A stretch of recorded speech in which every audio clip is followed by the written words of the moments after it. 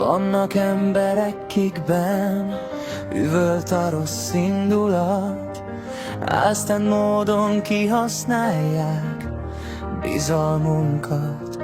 Majd aztán ártani próbálnak, de fellettünk nincs hatalmuk, értelmetlen fáradozásuk. Nincs bennük gátlás, nincs bennük irgalom, csak ártani vágyás, csalóka módon. Áldozat szerepét játszva, de nem most sikert nekik a gyerekes játszma. Hamis barátok, hamis volt párok, nincs felettünk hatalmatok, túl átlátszó a szerepetek, nem kérnénk belőletek.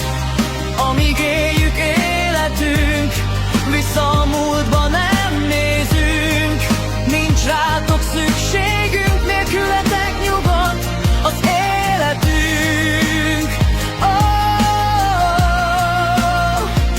Az életünk. Mondjatok csak bármit, ha attól nyugodt lelketek, rólunk úgyis lepereg, tőletek más nem is lehet várni. Képtelenek lennétek változni. Tudjátok meg, mi nyugodtan alszunk, nem hat ránk negatív jellemetek, ami csak benneteket minősít, hogy milyenek vagytok, arról árulkodik. Hamis barátok, hamis volt párok, nincs felettünk hatalmatok, túl átlátszó a szerepetek, nem kérnénk belőletek. Amíg éljük életünk, vissza a múltba nem nézünk, nincs rátok szükségünk, nélkületek nyugodt az életünk. Az életünk.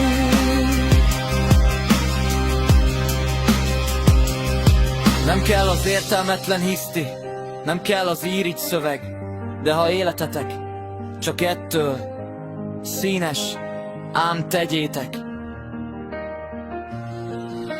De azt ne feledjétek, hogy rólatok szól minden szavatok, nem pedig rólunk.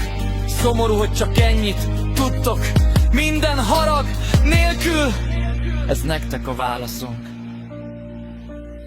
Hamis barátok, hamis volt párok,